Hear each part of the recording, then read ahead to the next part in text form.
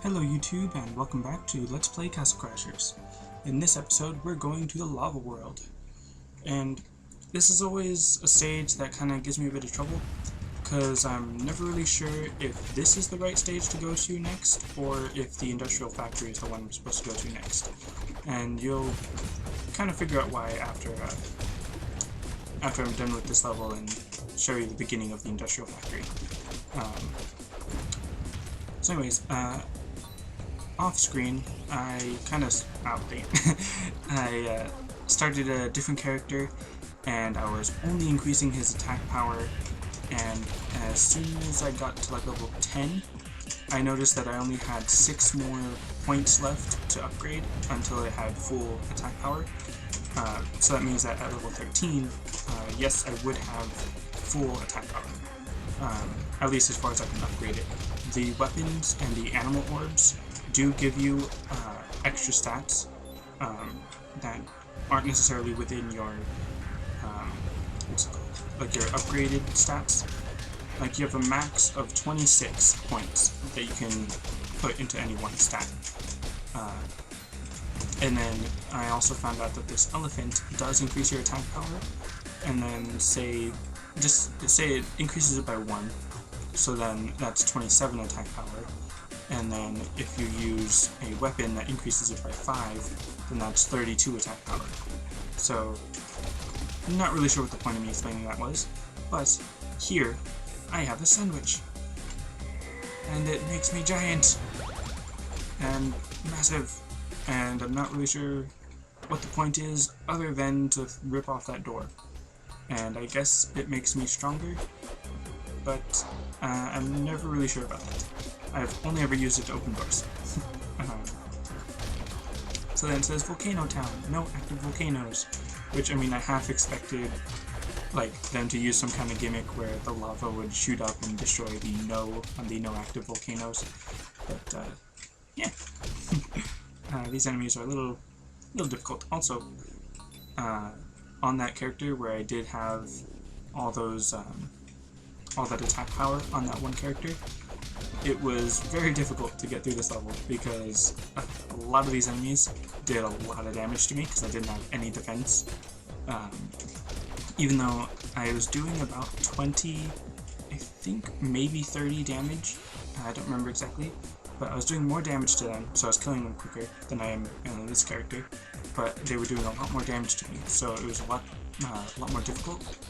Also, something I noticed is that I think you gain experience more based on how many times you hit an enemy rather than how many enemies you kill. So by increasing your attack damage, you're actually giving yourself less experience points because you're hitting them. It takes less hits to kill them, so you're getting less experience points per character or per enemy that you're killing. Does that make sense? And that's still just what I think is true, not what I know is true. So if I'm wrong, feel free to correct me kindly in the comments. And if I'm right, then that'd be nice to know as well. And you can destroy these people that were encased in ash and soot, and you can get money and food and stuff. So that's always nice. Alright. And then look, it's that evil sorcerer and his crystal and winged death knight thing of magicness. And the magicness you shall see right now. So that's bad. You can just, create skeletal minions out of the fossilized people. And these guys, I think they take more damage from physical attacks than the other characters, or the other enemies, I should say, not characters. Characters implies that they're playable. Now there was a weapon right there that I probably could have gotten, but I'm good with my broccoli. I'd say it's a pretty good weapon. I'm sure there's better, but it's good for now. Suits my needs and all that. So these guys were a little easy to take down because they took more damage from physical attacks. Alright, what's next? More of these guys. They kind of look, they make me think of like cats, or the catfish. Demon cats. I don't know. And something that I haven't really been doing very well this episode is to dodge their attacks, it's usually best to go up and down like this, rather than left and right, because their magic travels pretty fast. But if you just, sidestep forward or back, then normally you can usually jump over it. I mean, jump over it, just avoid it, but I'm jumping over it right now in what I was doing. Alright, so continue. Oh, dang it. Let's see. Did it? No. Is that it? Yes. Okay. So then, treasure chest, food, and I don't think there's any kind of secret or anything that way. So you just come up here, and what's coming up? I remember, didn't get this far on my other characters. I don't remember, and I don't know if this is like a necessary stage to play. Like, I don't know if there's something that you need here or something that you. Huh. That's strange. I apparently picked up the weapon, but it didn't change my weapon. And oh, look, a boss! That volcano is the boss. Okay. And as you can see, my normal attacks aren't doing anything. So it's time to use a sandwich. And then just beat up the volcano. Because this makes sense. It's a sentient volcano, and I'm just using my sandwich power to beat them up. And just use it again! And the enemies will just drop sandwiches in case you, didn't bring enough or something. Alright, took him down. And when you're in the air, you just kind of swing your fist like that. And you can actually kind of like just climb in the air by doing that, which is pretty cool. And it's actually something that's useful in another part of the game. But it is, come on, it is unimportant at the moment. Food is very nice. Even when you're full health, food is good. Food is always good. Warning, falling rocks. No, look, there's a piece that we need for the boat, and that was a sock puppet. And that is a dragon wielding the sock puppet.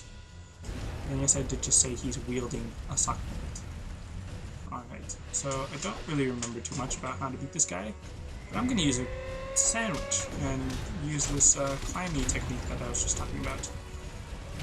Now I'm not sure if I'm supposed to do anything with that boulder, like if I'm supposed to use my sandwich powers to throw it at him or anything, but obviously the sandwich power only works for like 10 seconds, I think, maybe 15 or something. Yeah, just 10. Come on. Jump, attack in the air, and I don't know if this is the actual strategy you're supposed to use, but it works pretty well actually. And I'm not sure if that was him falling down or if I beat his head off. I have no idea. And that sock puppet thing on his hand, that would have just knocked me back if I tried to go in that door. So is it just me, or was that a short episode? I don't know. Well, it makes up for the long episodes that I did earlier. And oh, look at this cutscene! Because he is the necromancer, I think. And that's not good. Little foreshadowing there. So obviously you do kind of have to go there, because you need that piece. I'll show you that right now, since it was a short episode. Let's see. We're going all the way back down here to the dock. You just come in here, and he's like, oh hey, we need these 3 relics before we can set sail. So, I still need the telescope. And that will be coming up on the next episode of Let's Play Castle Crashers. So yeah, I'll be going to the Industrial Castle next time. So thanks for watching, and I'll see you next time.